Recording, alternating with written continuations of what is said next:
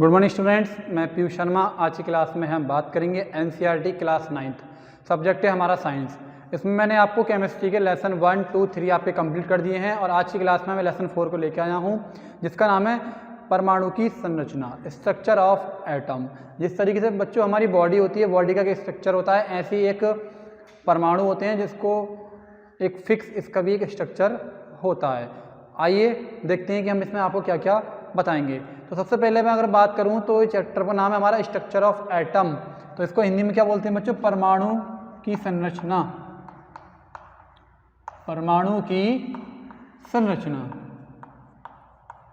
अब अगर मैं आपसे बोलूं बच्चों कि जिस तरीके से हमारी बॉडी एक सेल से बनी होती है, कोशिका से बनी होती है, उसी टाइप से जो परमाणु है वो भी किसी न किसी चीज़ से मिलके बना हुआ होगा या किसी न किसी चीज़ से मिलके बना है। ये जो हमारा परमाणु है बच्चों 3 चीज़ों से मिलके बना है, इलेक्ट्रॉन, प्रोटॉन और न्यूट्रॉन।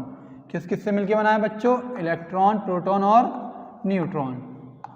इलेक्ट्रॉन को शॉर्ट में ऐसे लिखते हैं, प्रोटॉन, और नंबर 3 न्यूट्रॉन। ठीक है, तो ये जो हमारा परमाणु है वो बच्चों इलेक्ट्रॉन, प्रोटॉन, न्यूट्रॉन, ये 3 चीज़ों से मिलकर बना होता है। या हम ये कह सकते हैं कि एक परमाणु के अंदर इलेक्ट्रॉन, प्रोटॉन और न्यूट्रॉन व्यवस्थित होते हैं या उपस्थित होते हैं। तो अब मैं आपको इनके बारे में एक एक करके बताऊंगा। सबसे पहले बताऊंगा बच्चों इलेक्ट्रॉन की। इलेक्ट्रॉन क्या है? इलेक्ट्रॉन,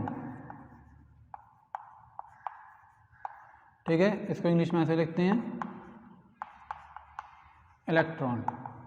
ठीक है बच्चों, अब मैं आपको बता दूं सबसे पहले कि ये इलेक्ट्रॉन थे, इनकी जो खोज की थी, मतलब खोजकर्ता, खोजकर्ता थे बच्चों इनके जो वैज्ञानिक, उसका नाम था जे टॉमसन। कौन थे बच्चों? जे टॉमसन वैज्ञानिक थे जिन्होंने इलेक्ट्रॉन की खोज की थी। और कैसे करी थी बच्चों? विसर्जन नलिका, एक ट्यूब लिया था, विसर्जन नलिका, ये एक ट्यूब था बच्चों। इस विसर्जन नलिका में उन्होंने क्या करा था कि 0.1 मिलीमीटर दाब से लेकर 0.001 मिलीमीटर दाब लिया उसमें, मतलब इतना प्रेशर था। और प्रेशर के बाद उसमें गैस को भरा। क्या करा? उसमें एक गैस को भर दिया, या हम लिख सकते हैं गैस को भरकर, ठीक है, उसमें क्या किया? उच्च विभवांतर की धारा प्रवाहित करेंगे हम उसमें, उच्च विभवांतर की उसमें बच्चों हमने एक करंट प्रभावित कर दिया। और वो कितना उच्च विभवांतर था बच्चों? वो था 10,000 से लेके 30,000 तक। ठीक है, जब हमने इस विसर्जन नलिका में इतने mm दाब था, 0.1 मिलीमीटर से लेके 0.001 मिलीमीटर तक का दाब था, उसमें गैस भरी हुई थी। और उसको जैसे हमने एक उच्च विभवांतर, उच्च वोल्ट वाले विभवांतर से उसको हमने जोड़ा, वो कितना था? 10,000 से 30,000 तक का विभवांतर था। जैसे ही हमने उसको उस विभवांतर से जोड़ा, उस विसर्जन नलिका को, तो उसमें बच्चों क्या हुआ? उसके अंदर वोल्ट जैसी धारा प्रवाहित हुई, तो उसके अंदर एक अदृश्य, क्या मतलब? एक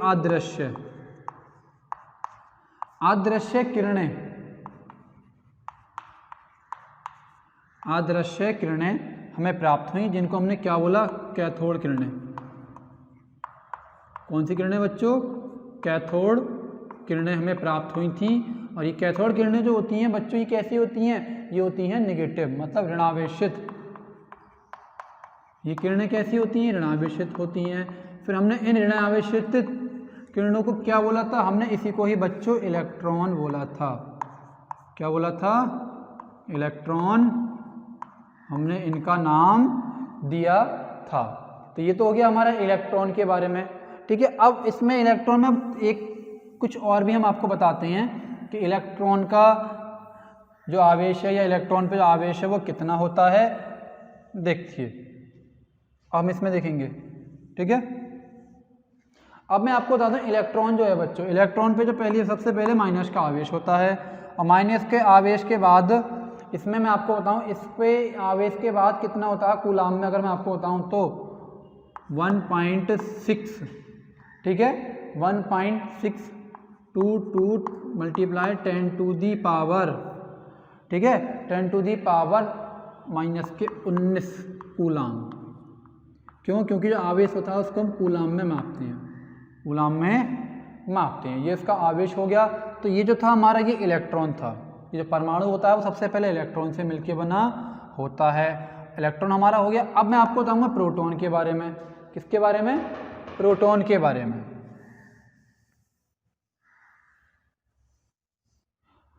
अब बच्चों प्रोटॉन देखते हैं क्या है। अब मैं इसमें बताऊं, ये जो प्रोटॉन है,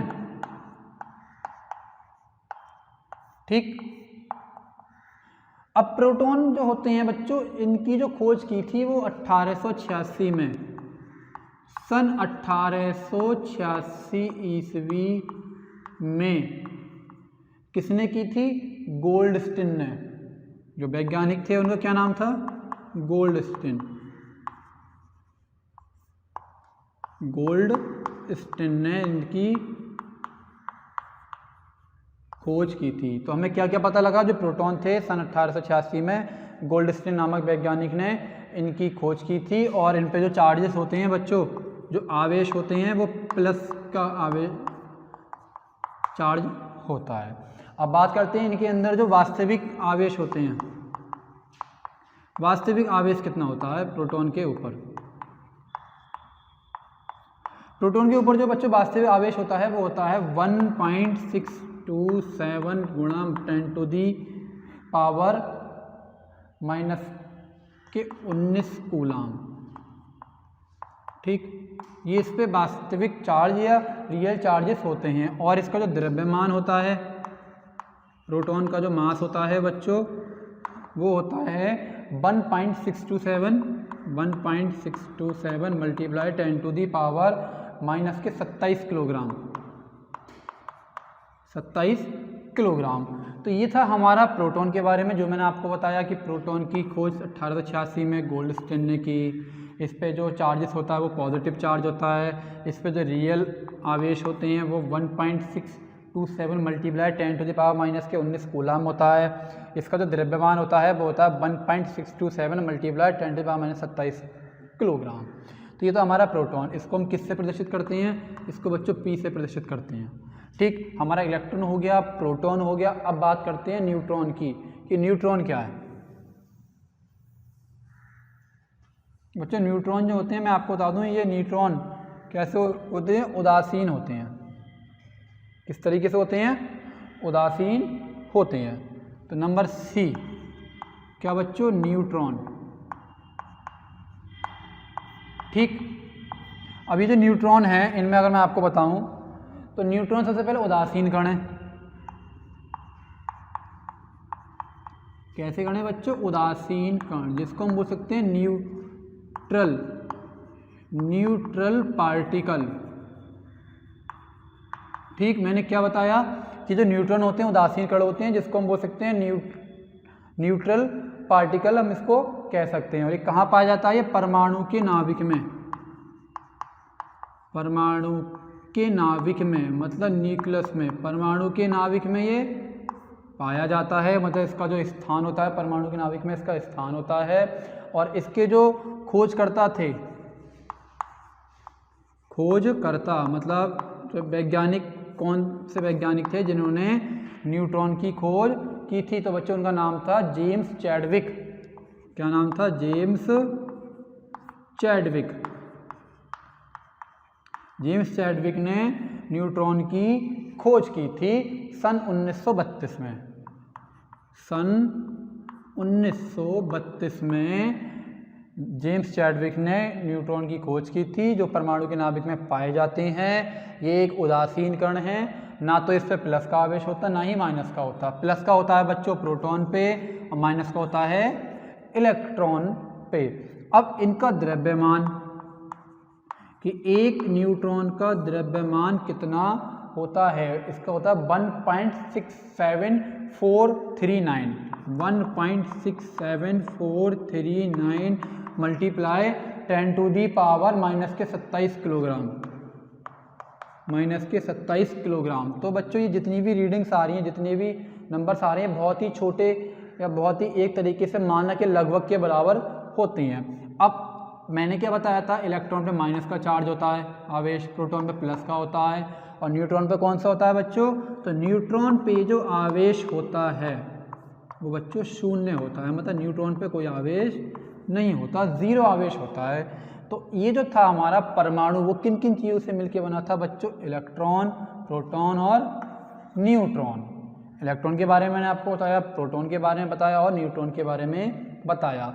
अब मैं आपको एक चीज़ और बताऊं, ये जो सिलेबस था, कहने को लेसन बहुत बड़ा है, लेकिन जैसे ही 30% सिलेबस कम हुआ है तो इसमें आपके 3 टॉपिक, इलेक्ट्रॉन, प्रोटॉन, न्यूट्रॉन और आपका वैलेंसी, यही रह गया है। अब मैं आपको बताऊंगा वैलेंसी के बारे में कि वैलेंसी क्या चीज़ है, नया टॉपिक है आपके लिए, जिसको हम हिंदी में बोलते हैं संयोजकता। ये आप खाली केमिस्ट्री में ही सीखोगे, रसायन विज्ञान में, आप इसको कहीं फिजिक्स में या कोई और विषय में आप इसको नहीं देखोगे। क्या बोला बच्चों मैंने, आपका जो नया टॉपिक है वो है संयोजकता। ऊपर लिख देता हूँ इसको और मिटा के, यहाँ लिख देता हूँ क्योंकि ये तो हमारा कंप्लीट हो गया। इसमें मैं आपको बताऊंगा संयोजकता क्या होता है।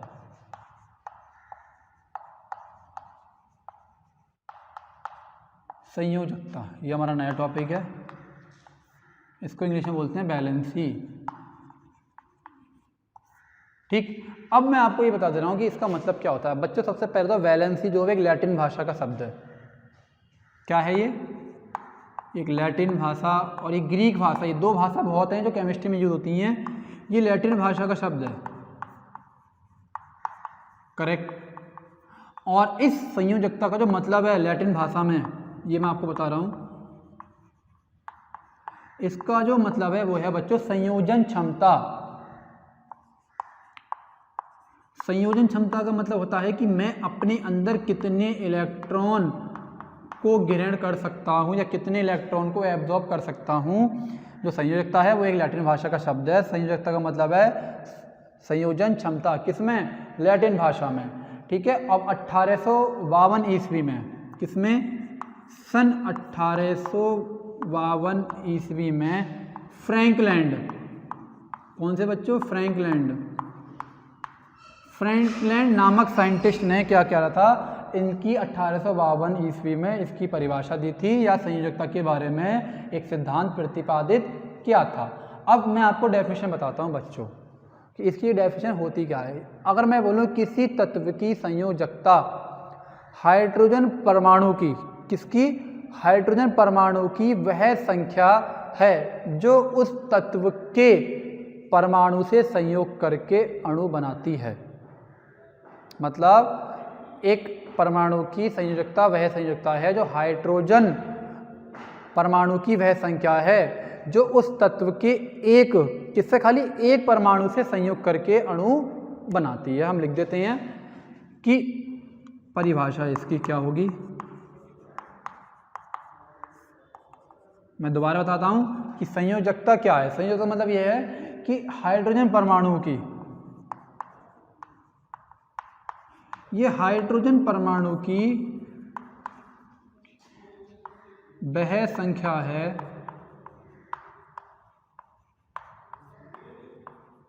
जो कि एक परमाणु के संयोग करने पर अणु बनाती है। संयोग करने पर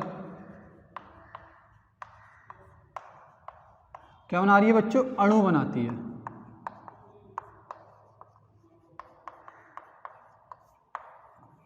करेक्ट, ये हमें पता चल गया कि किस तरीके से इसकी डेफिनेशन आती है। अब मैं आपको इसमें बताऊंगा कि इसका एग्जाम्पल क्या क्या है, कि इसके लिए अगर मैं आपको बोलूँ तो एग्जाम्पल हम क्या क्या एग्जाम्पल इसमें यूज कर सकते हैं, क्या क्या उदाहरण हम आपको इसमें बता सकते हैं। इसमें जो एग्जाम्पल है वो सबसे पहले आता है HCl। HCl का मतलब क्या है कि एक जो एसिड है हमारा, उदाहरण।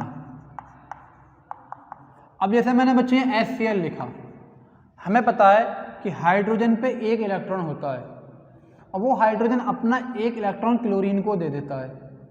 ठीक है, तो यहाँ पे जो क्लोरीन है, ये क्लोरीन है। अगर मैं यहाँ पे इसकी बैलेंसी अगर आपको बताऊँ तो वो कितनी होगी बच्चों? 1 होगी। क्यों होगी? क्यों? मैंने क्या बोला था, ये 2 परमाणु हैं, अगर ये परमाणु इसको अपना एक इलेक्ट्रॉन दे रहा है, इससे संयोग कर रहा है, तो ये पूरा क्या बन रहा है? HCl, एक अणु बन रहा है। यही तो मैंने लिखा था अभी कि एक परमाणु संयोग करके एक अणु को जो बनाते हैं, कैसे बनाते हैं? इलेक्ट्रॉन को दान में देके। ये हाइड्रोजन अपना एक इलेक्ट्रॉन इस क्लोरीन को दे देगा, तो क्लोरीन की यहाँ पे जो संयोजकता आएगी वो बच्चों 1 आएगी। एक और देख लो, H2O। अब हमें पता है यहाँ पे हाइड्रोजन के पास 2 नंबर्स हैं, 2 ही इलेक्ट्रॉन हैं। जब वो इसको डोनेट करेगा तो यहाँ पे ऑक्सीजन की जो संयोजकता आएगी वो 2 आएगी। कितनी आएगी? 2 आएगी ऑक्सीजन की संयोजकता। एक और देख लीजिएगा, NH3 अमोनिया। अब यहाँ पे जो नाइट्रोजन है, नाइट्रोजन की जो संयोजकता आएगी बच्चों वो 3 आएगी। क्यों? क्योंकि मैं आपको बता दूं जो नाइट्रोजन है वो बच्चों 7 नंबर पर है पीरियोडिक टेबल में। इस 7 इलेक्ट्रॉन को अगर मैं तोड़ूं तो 2 और 5, अभी इसको कितने इलेक्ट्रॉन चाहिए? 3 इलेक्ट्रॉन चाहिए। मतलब मैंने क्या बताया था संयोजकता का मतलब? संयोजन क्षमता, अपने अंदर इलेक्ट्रॉन ग्रहण करने की प्रवृत्ति। तो ये 3 इलेक्ट्रॉन अपने अंदर ग्रहण कर सकता है, तो इसकी संयोजकता 3 है। एक एग्जाम्पल और ले लेते हैं मैथेन का, CH4। अब इस CH4 में जो हमारे पास कार्बन है, क्या है? कार्बन है। अब ये कार्बन जो है इसका मैं आपको बता दूं 6 नंबर पर है पीरियोडिक टेबल में, तो 2 और 4, ठीक है। अब इसको कितने इलेक्ट्रॉन की जरूरत है बच्चों? अपने अंदर 8 इलेक्ट्रॉन करने के लिए इसको 4 इलेक्ट्रॉन और चाहिए। यही इसकी संयोजन क्षमता है, यही इसकी संयोजकता है। तो आज जो हमने बात करी थी बच्चों परमाणु की संरचना, हमारा ये पार्ट था। इसके अंदर मैंने आपको इलेक्ट्रॉन, प्रोटॉन, न्यूट्रॉन इनके बारे में बताया और संयोजकता के बारे में बताया। कहने के लेसन बहुत बड़ा था। अगर 100% सिलेबस होता, कोरोना महामारी के कारण अगर ये सिलेबस कम नहीं होता तो अभी ये लेसन और बड़ा बनता। तो आज मैं आशा करता हूँ आपको ये लेसन समझ में आया होगा। अब मैं आपको एक नए लेसन के साथ आगे मिलूंगा। Thank you so much, bye. और बच्चों मैं एक चीज़ बता दूं, ये जो वीडियो है आप इनको जरूर देखिएगा, और क्योंकि जब तक वीडियो नहीं देखोगे तब तक आपके समझ में नहीं आएगा।